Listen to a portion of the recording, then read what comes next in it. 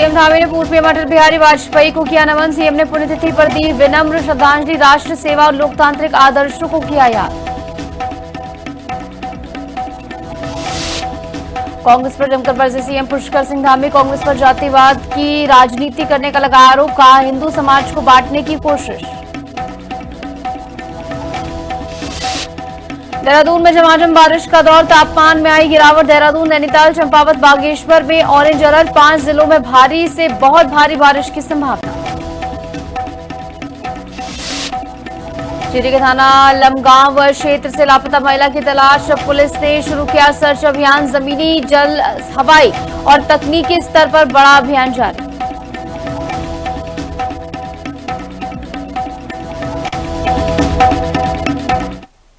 नमस्कार, मैं हूं आपके साथ निशु शर्मा और आप देख रहे हैं हिंदी खबर बुलेटिन की शुरुआत करेंगे बड़ी खबर के साथ देहरादून से, जहां सीएम धामी ने अधिकारियों को निर्देश दिए हैं। हवलदार पंकज की तलाश के लिए प्रभावी निर्देश दिए गए हैं। तमक नाले में लापता हुए बीआरओ के हवलदार पंकज परिजनों और ऐसे में परिजनों ने सोशल मीडिया पर गुहार लगाई। सीएम धामी ने फोन पर परिजनों से वार्ता भी की है। सीएम ने हर संभव सहायता का आश्वासन दिया है और अधिकारियों को निर्देशित भी किया गया है। सीएम धामी ने फोन पर परिजनों से वार्ता की है और हर संभव मदद का भरोसा दिया गया है।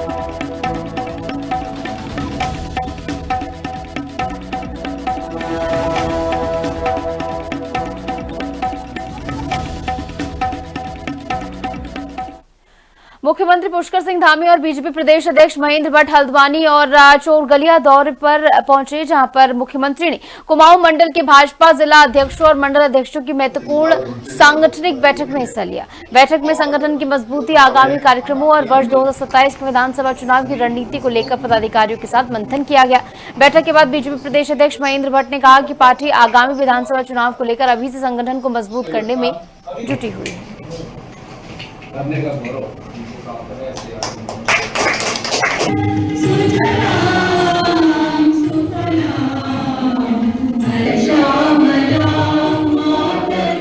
को दृष्टिगत रखते हुए भारतीय जनता पार्टी अपने सभी संगठन के स्वरूप को विशेष रूप से पार्टी के कार्यक्रम, सरकार की उपलब्धियां, इन सारे विषयों से अवगत करा रहे हैं। तो आज हमारे 130 मंडल जो कुमाऊं संभाग के थे, उनके सभी मंडलाध्यक्ष हमारी बैठक थी और यहाँ के 8 जिलाध्यक्ष, संगठनात्मक जिले हैं, उनके जिलाध्यक्ष बैठक में थे।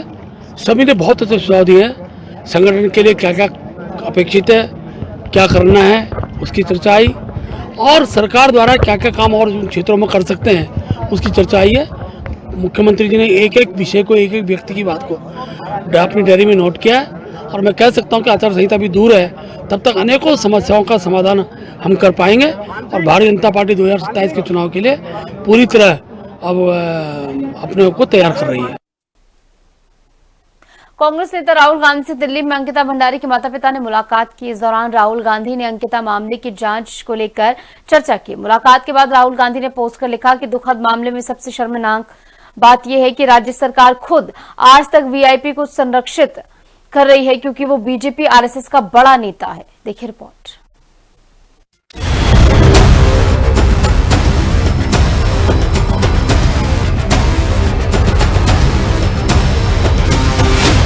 राहुल से मिले अंकिता के माता पिता। उत्तराखंड में गरमाया वीआईपी का मुद्दा।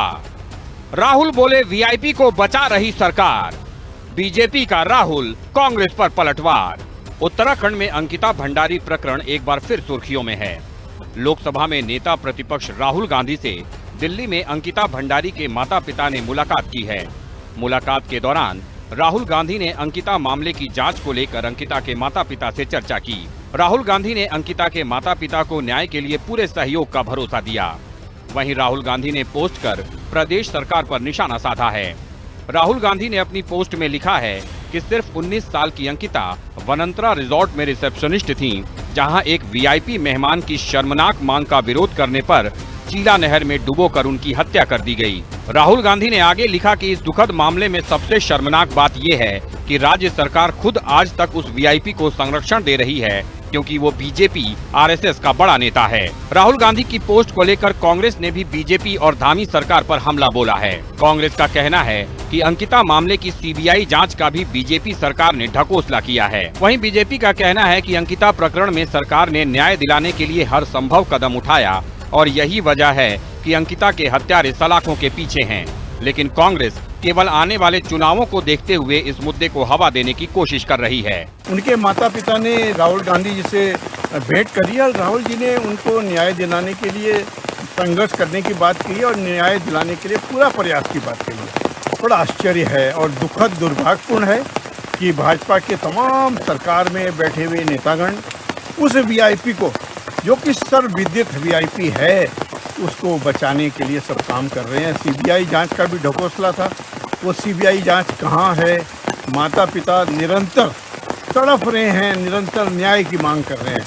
अब उन्होंने राहुल गांधी जी से, नेता प्रतिपक्ष जो लोकसभा में हैं, उनसे भेंट करी है और उन्होंने भरोसा दिलाया है कि उनके न्याय के लिए निरंतर संघर्ष करेंगे और निरंतर जो भी प्रयास संभव होगा उस प्रयास को करेंगे। अंकिता जी के विषय को लेकर के जिस तरह की कार्रवाई होनी चाहिए थी और जो सबने डिमांड की थी, जो जनता ने कहा था, उसी के तहत माननीय मुख्यमंत्री पुष्कर सिंह धामी जी ने संज्ञान लेते हुए सीबीआई जांच के आदेश दिए हैं। सीबीआई जांच हो रही है। किंतु ये कांग्रेस सोच रही है कि हम चुनाव में इस मुद्दे को अपने पक्ष में लाएं और इस तरह से उन्होंने जिस तरह से जो रचना रची कि हम सीधे राहुल गांधी जी से उनकी मुलाकात करवाएंगे। ठीक है, सरकार अपने स्तर से काम कर रही है, अपन जनता समझती है, जनता सब जानती है। आज पढ़ा लिखा समाज है, सब समझता है कि क्या इनकी हरकतें हैं, क्या इस तरह से कर रहे हैं। अंकिता भंडारी प्रकरण में बीजेपी न्याय के लिए हर संभव कदम उठाने के दावे तो कर रही है, लेकिन वीआईपी प्रकरण की सीबीआई जांच की धीमी प्रगति से अंकिता के माता पिता का सब्र टूट रहा है। अंकिता के माता पिता ने राहुल गांधी से मुलाकात की है, जिसे लेकर कांग्रेस एक बार फिर बीजेपी और धामी सरकार पर हमलावर हो गई है और आने वाले समय में कांग्रेस के हमले और तेज होने वाले हैं। देहरादून से संवाददाता दीपिका भंडारी और शुभांगी भट्ट के साथ ब्यूरो रिपोर्ट, हिंदी खबर। अंकिता भंडारी मामले को लेकर उत्तराखंड की सियासत एक बार फिर गर्मा गई है। कांग्रेस नेता और लोकसभा में नेता प्रतिपक्ष राहुल गांधी ने अंकिता के माता पिता से मुलाकात के बाद सरकार पर सवाल उठाए और कहा कि 4 साल बाद भी परिवार अपनी बेटी के लिए न्याय का इंतजार कर रहा है। राहुल गांधी के इस बयान पर अब भाजपा विधायक का विनोद चमोली ने पलटवार किया। उन्होंने कहा कि सरकार कानून के दायरे में रहकर काम कर रही है और पीड़ित परिवार के प्रति पूरी संवेदना है। मैं उनको तो कुछ कह नहीं सकता, क्योंकि उनको लगता होगा कि राहुल गांधी से बात करके क्या रहा तो चाहते हैं, मुझे नहीं मालूम है। लेकिन ये जरूर है कि सरकार इस मामले में बहुत गंभीर है। हमने लोगों की भावना के अनुरूप पहले भी हमने टास्क फोर्स बनाई थी, एसआईटी गठित की थी, उस पर 3 लोगों को सजा भी हुई है, उम्र कैद की सजा, जेल में काट रहे हैं। उसके बाद फिर जब दोबारा विषय उठा तो उस पर सीबीआई की मांग हुई, तो सरकार ने सीबीआई की जांच भी बिठा दी। सीबीआई अपना काम कर रही है। मैं समझता हूँ कानूनी दृष्टि से जो किया जा सकता है वो सरकार कर रही है। उसके बाद भी उनके माता पिता स्वतंत्र हैं, वो अपनी बात कहीं कहना चाहते तो कहें। वो दुखी हैं, परेशान हैं, हमारी संवेदना भी उनके प्रति है। अब वो अगर किससे मिलना चाहते तो मिलने में तो कोई हर्ज है नहीं। राहुल गांधी भी नेता प्रतिपक्ष है इस देश के, अगर उनको कोई मिलता है उसमें कोई तो बहुत गंभीरता से नहीं लिया जाना चाहिए। ठीक है, मिलता है, राहुल गांधी जी कहीं बात करेंगे, लेकिन सरकार इस पर गंभीर है और अपना काम कर रही है। अंकिता भंडारी हत्याकांड एक बार फिर राजनीतिक चर्चाओं के केंद्र में है। हाल ही में अंकिता भंडारी के माता पिता ने कांग्रेस नेता राहुल गांधी से मुलाकात की, जिसके बाद इस मुलाकात को लेकर सियासी बयानबाजी तेज हो गई है। मामले को लेकर बीजेपी प्रवक्ता मथुरा दत्त जोशी ने कांग्रेस पर निशाना साधते हुए आरोप लगाया कि कांग्रेस को आगामी चुनाव में अपनी हार दिखाई दे रही है, इसलिए वह इस तरह से हथकंडे अपना रही है। देखिए, वो तो मोहम्मद दीपक से भी मिले थे, उनको भी बुलाया था। वो तो एक षड्यंत्र के तहत कुछ लोगों को ले जाया जा रहा है, कुछ लोगों को वहाँ मिलवाया जा रहा है, और क्योंकि सत्ता हाथ से निकलते हुए दिख रही है, मैंने कहा ना, धरातल में कार्यकर्ता भी चाहिए चुनाव लड़ने के लिए। चुनाव का प्रबंधन भी एक बड़ी व्यवस्था होती है, वो कांग्रेस के पास कहीं दूर दूर तक नहीं दिखे। देखो, जिसके प्रदेश अध्यक्ष को बदलने के लिए 25 लाख की बोली लग रही हो, 25 लाख की बोली लग रही हो गुदियाल जी को हटाने के लिए, तो आप समझ सकते हैं कि कांग्रेस किस स्थिति में है। उसमें राहुल जी आके क्या करेंगे या प्रियंका जी आके क्या करेंगी? ठीक है, आएंगे पर्यटन, थोड़ा बहुत राजनीतिक पर्यटन वो भी करके चले जाएंगे। खड़गे जी आए थे, कुछ नहीं मिला तो दलित कार्ड की बात करती है, हल्द्वानी में उतना बड़ा बखेड़ा कर दिया। भाजपा का कोई लेना देना नहीं है, भाजपा का कोई कार्यकर्ता नहीं है।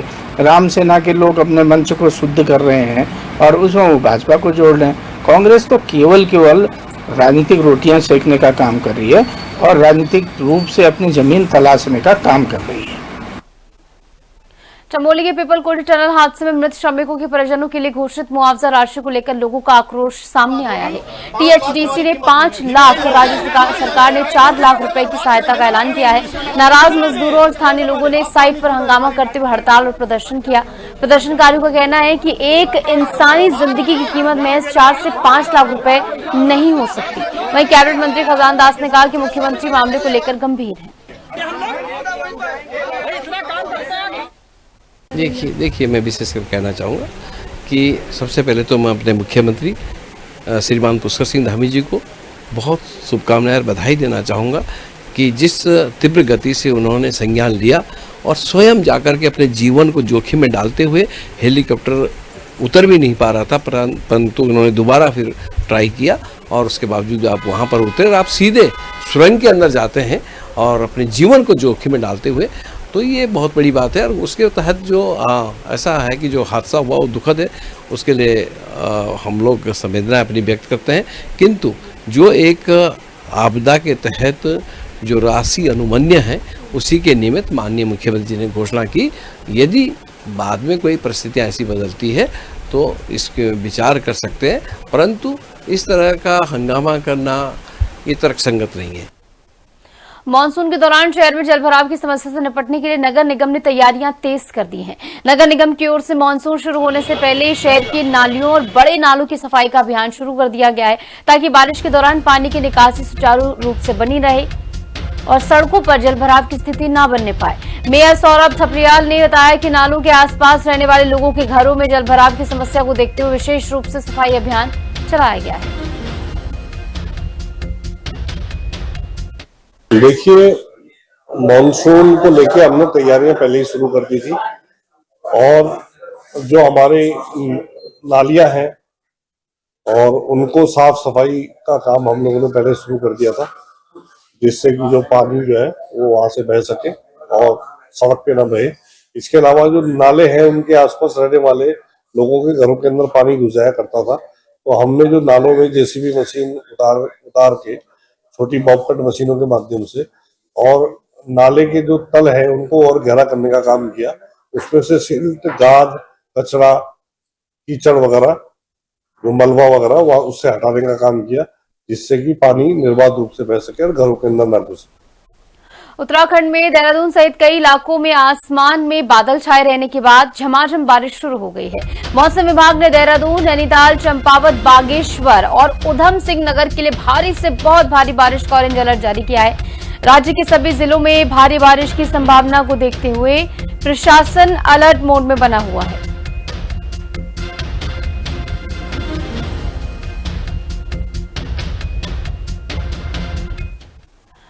मसूरी के प्रसिद्ध कैंपटी फॉल में रविवार को हादसे के दौरान एक डॉक्टर ने देवदूत बनकर पर्यटक की जान बचा ली। हरियाणा के 29 वर्षीय अजय गौतम पानी की निकासी में फंसकर डूबने लगा था। दोस्तों और स्थानीय लोगों ने उसे बाहर निकाला, लेकिन उसकी हालत गंभीर थी और ऑक्सीजन स्तर बेहद कम हो गया था।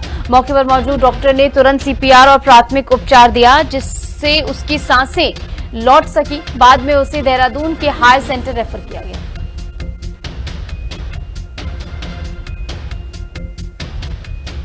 पेशेंट का नाम है अजय गौतम है।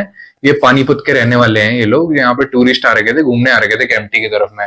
तो बहुत ज्यादा वैसी बरसात का वैसी आजकल टाइम है, तो ये लोग भी अपना पता नहीं क्या कर रहे थे, साथ में सारे दोस्त आ रखे थे ये लोग।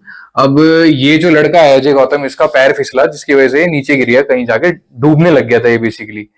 तो अभी जब इसको यहाँ पे हॉस्पिटल में लेके आए तो इसके वाइटल्स में ऑक्सीजन काफी इसका लो आ रहा था, 70 से भी नीचे आ रहा था बल्कि। तो हमने अभी इसको जो NRBM मास्क लगाया है, तो हाई फ्लो ऑक्सीजन भी लगवाया है इसको, और साथ में एचकॉर्ड इंजेक्शन हो गया, हमने ट्रीटमेंट दे दिया उसको। तो बहुत मतलब आधा घंटा 1 घंटा इसको ऑब्जर्वेशन में रखा गया था यहाँ पे, बल्कि पल्स रेट तो पहले बहुत हाई थी, अब फिर नॉर्मल हो गई थी, अब पेशेंट अब ठीक है। मसूरी में महिला कांग्रेस ने प्रकृति की गोद में तीज उत्सव मनाया। सर्कुलर रोड पर आयोजित कार्यक्रम में बड़ी संख्या में महिलाओं ने हिस्सा लिया। महिलाओं ने झूले पर सावन के गीत गाए और गढ़वाली, पंजाबी, राजस्थानी व फिल्मी गीतों पर नृत्य किया। कार्यक्रम के दौरान महिलाओं ने तीज को हरियाली और समृद्धि का प्रतीक बताते हुए पर्यावरण संरक्षण और पौधारोपण का संकल्प लिया।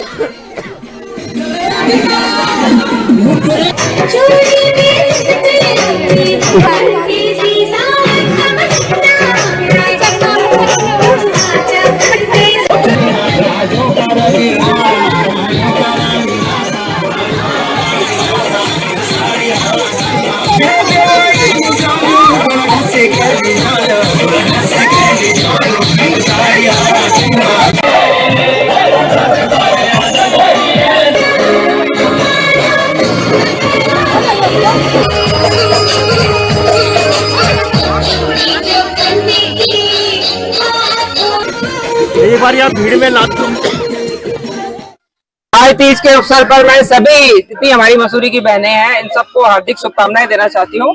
और तीज का पर्व वैसे तो कल था, परंतु कल 15 अगस्त स्वतंत्रता दिवस के अवसर के कारण हम मना नहीं पाए क्योंकि कल हम वहाँ बिजी थे। तो आज हमने ये कार्यक्रम यहाँ पर रखा है। और तीज इसलिए मनाई जाती है क्योंकि तीज शिव जी और पार्वती की प्रेम का प्रतीक भी है।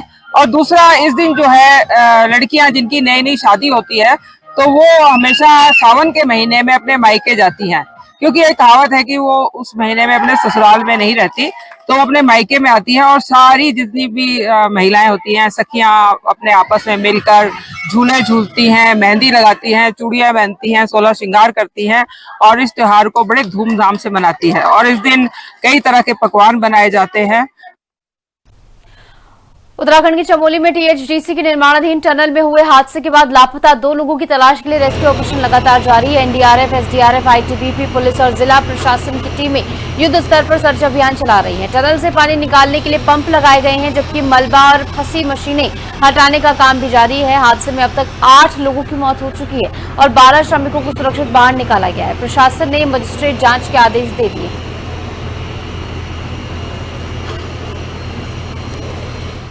देखिए, अभी जो टोटल वर्कर की संख्या 22 थी, उसमें से 20 लोग निकाले जा चुके हैं। अभी 2 लोगों की तलाश और जारी है। 20 में से 8 लोग मृतक हैं। सर, क्योंकि वहाँ पे कई जो शिकायतें लोगों की आ रही हैं कि पहले से लापरवाही इसमें बरती गई है, इसमें जांच को लेकर किस तरह से इसमें कार्रवाई की जाएगी? देखिए, इसमें माननीय मुख्यमंत्री जी ने निर्देश कर ही दिए हैं मजिस्ट्रेट जाँच के, तो हमारे स्तर से मजिस्ट्रेट जाँच के आदेश किए जा रहे हैं। बाकी जो उसका टेक्निकल जांच है, अन्य जांच है, वो कंपनी या अन्य भारत सरकार के माध्यम से हो रही है। चमोली के नारायण बगड़ क्षेत्र में आईटीबीपी जवान प्रदीप कुमार के निधन से शोक की लहर दौड़ पड़ी है। अमरनाथ यात्रा ड्यूटी पर देहरादून लौटते समय पठानकोट रेलवे स्टेशन पर हुए हादसे में उनकी मौत हो गई। पैतृक गांव डुंगरी पतौली में जवान का सैन्य सम्मान के साथ अंतिम संस्कार किया गया। अंतिम विदाई में बड़ी संख्या में ग्रामीण और क्षेत्रवासियों ने नम आंखों से श्रद्धांजलि दी। प्रदीप कुमार 23वीं बटालियन आईटीबीपी में तैनात थे। जीवन सिंह, हमारा हेडक्वार्टर सिमरगढ़ देहरादून में है।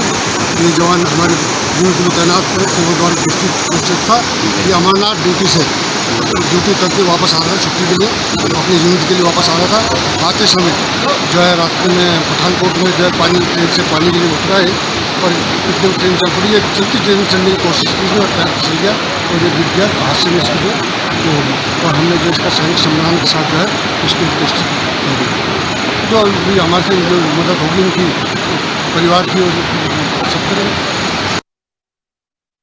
मैं 8th बटालियन आईटीबीपी के कोचर से हूँ और ये जवान मेरा 23वीं वाहिनी से था, जो कि अभी देहरादून में है। जवान की जो ये क्षति हुई है बहुत ही हमारी फोर्स के लिए काफ़ी वो निंदनीय है। और हम जवान के पार्थिव शरीर को देहरादून से और ये जवान के पैतृक गाँव नारायण बगड़ लेकर आए हैं और यहाँ पर पूरा सैनिक सम्मान के साथ जवान का जो भी हमारी फौजी कार्रवाई होती है, रेत चढ़ाना और सम्मान गार्ड के साथ जवान को सलामी दी गई। और अभी अंत्येष्टि घाट पर हम लोग हैं, यहाँ पर पूरा सैनिक सम्मान के साथ जवान की अंत्येष्टि की गई है। है ग्राम सभा डूंगरी हमारा पड़ोसी गाँव है। यहाँ का युवा सैनिक जिसकी उम्र की अभी ज़्यादा 34-35 साल रही होगी, देश की सेवा करते हुए पठानकोट में कल शहीद हो गया है। ये बड़ा पूरे क्षेत्रवासियों के लिए और सबके लिए बहुत दुख का विषय है। जो भाई हमारा शहीद हुआ है, ये अपने पीछे अपना एक 5-6 साल का बेटा और अपनी माताजी, जिनके पिताजी का भी देहांत कुछ साल पहले हो गया था, उनकी माताजी घर में थी और एक 5-6 साल का बेटा और बहू और 2 छोटे भाई।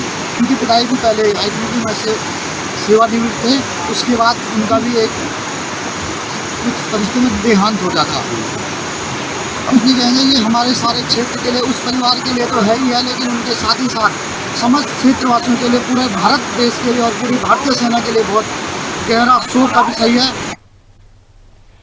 टिहरी में डीएम नितिका खंडेलवाल ने एसआईआर अभियान की वर्चुअल माध्यम से समीक्षा बैठक की। बैठक में जिलाधिकारी ने प्रारूप 6, 7 और 8 के माध्यम से प्राप्त दावे, आपत्तियों की प्रारंभिक जांच और निस्तारण की प्रक्रिया की पूरी जानकारी दी।